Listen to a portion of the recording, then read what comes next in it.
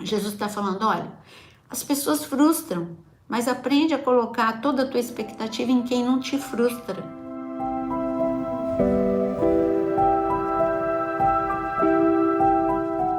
O trauma, ele te encarcera. Você se torna uma pessoa limitada. Você é limitada em todos os aspectos da sua vida. E cada pessoa reage de uma forma diante do trauma. Algumas não conseguem mais enfrentar porque ficou traumatizada com o divórcio, não acredita mais em ninguém, ou pela traição, não quer mais ter nenhum tipo de relacionamento. Cada um, diante do trauma, vai reagir de uma forma diferente.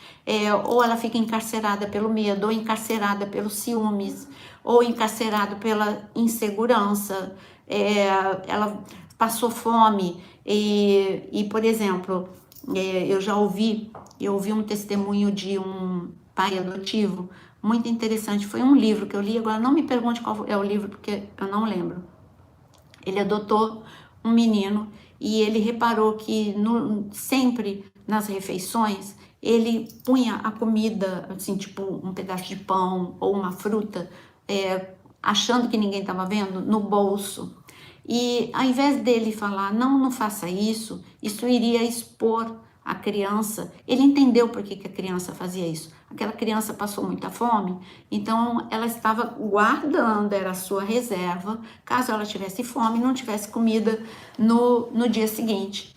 Ele falou, eu vou deixar que ela entenda sozinha que sempre vai ter comida. E não deu outra.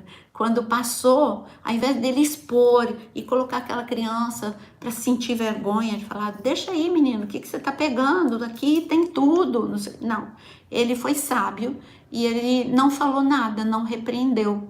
E aí ele viu que a criança parou. Depois de 2 semanas, a criança parou de colocar no bolso, porque ela entendeu que naquela casa sempre teria comida e que ela teria sempre aquela casa. Então, de uma forma muito sábia, num dia em que a criança já estava muito segura, ele falou, na sua casa, na casa do seu pai, nunca vai faltar comida. E aquela criança sorriu, abraçou, se sentiu mais segura ainda, mais amada ainda. Então, você está vendo sequelas de traumas. Quando eu trabalhava na Embaixada de Israel, lá em Brasília, eu fui no Colégio INEI com a segunda secretária para divulgar algo que a embaixada estava fazendo nos colégios. E quando o sinal para o intervalo ele foi acionado, o sinal daquele colégio, o INEI, nunca vou esquecer, Colégio INEI, e era que nem aquelas sirenes, sabe, de aviso de combate aéreo. E ela que vive num país em que esse tipo de sirene é para se proteger, ela foi para debaixo da mesa, as crianças riram.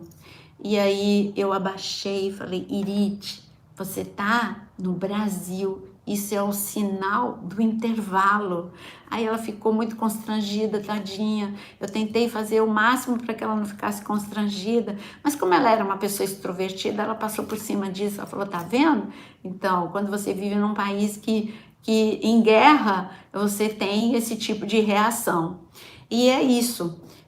O trauma, ele vai te levar a a tomar atitudes absurdas, muitas vezes.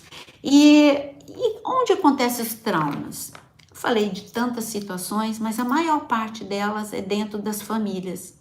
Nós temos várias famílias, como várias famílias, nós temos o nosso núcleo principal, que é pai, mãe e filhos. Ai, Deus, como passa o tempo rápido, mas vai dar tempo. É pai, mãe e filhos, é aí que vão acontecer muitos traumas, muitos dos que eu já falei, não vou repetir. A segunda família é a escola. Nossa, nesse ambiente é muito trauma que acontece, é muito bullying, é muita coisa. E a terceira família, para famílias que frequentam a igreja, vai ser a igreja. E a quarta família vai ser o trabalho. Eu chamo esses núcleos de família porque às vezes você passa mais tempo no trabalho do que você passa com a sua família. Você passa um tempo no trânsito, um tempão no trabalho, outro tempo no trânsito. Quando você chega, são algumas horas, nada comparado com o dia todo que você que passou no seu trabalho. Então, são famílias. E é dentro desses núcleos, não é no meio de multidão de desconhecido. Porque um desconhecido a dor não vai ser tão forte quanto a dor de uma pessoa que a gente ama. A dor da ofensa, no caso de José, não seria tão forte se fosse do vizinho de José. Não, a partir do momento que a ofensa foi dos irmãos, doeu mais, né? A ofensa, Jesus, ele recebeu tudo isso. Só que ele ensinou pra gente que ele sabia que ele ia ser abandonado. Claro, ele é onisciente. Então ele falou para os discípulos, olha, vocês vão me deixar, vocês vão me abandonar, mas o Pai não vai me abandonar. Então ele está nos mostrando como lidar com dores, para que elas não se transformem em traumas. Jesus está falando, olha, as pessoas frustram, mas aprende a colocar toda a tua expectativa em quem não te frustra, que é Deus. As pessoas podem te abandonar, mas Deus não te abandona e Ele vai te dar sempre uma oportunidade nova para você superar a dor que você passou. Quando a gente pega a galeria de homens e mulheres, heróis da fé, em Hebreus 11, você vai ver a história de homens que tiveram, tem mulher lá no meio, tem Raabe, tem ali o último versículo está escrito, mulheres receberam receberam seus mortos de volta pela ressurreição. Então tem mulheres. Então eu digo que homens e mulheres, heróis e heroínas da fé, todos eles ali, se você analisar a história de cada um deles, tiveram dores profundas, traumas, mas todos eles se tornaram heróis da fé porque aprenderam a superar os seus traumas. E aí você vai me perguntar, né? Ah, sim, eu esqueci de falar de aborto, como também uma dor emocional. Mas consequências dos traumas. Vamos ver, antes de eu falar um pouquinho mais do que fazer com o trauma. Número 1, consequências do trauma. Você se torna, lembra que eu disse que você se torna uma pessoa frágil emocionalmente?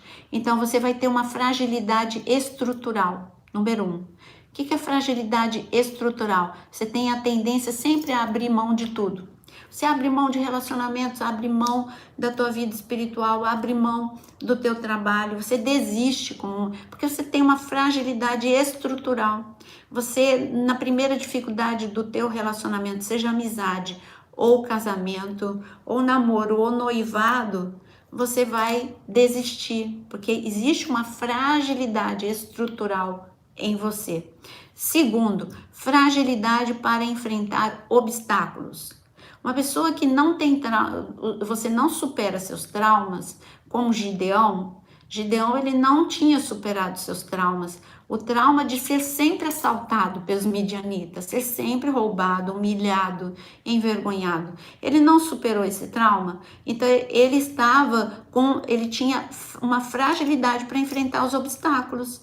Ele não via nele força nem capacidade de enfrentar aquele problema e nem pensava numa solução.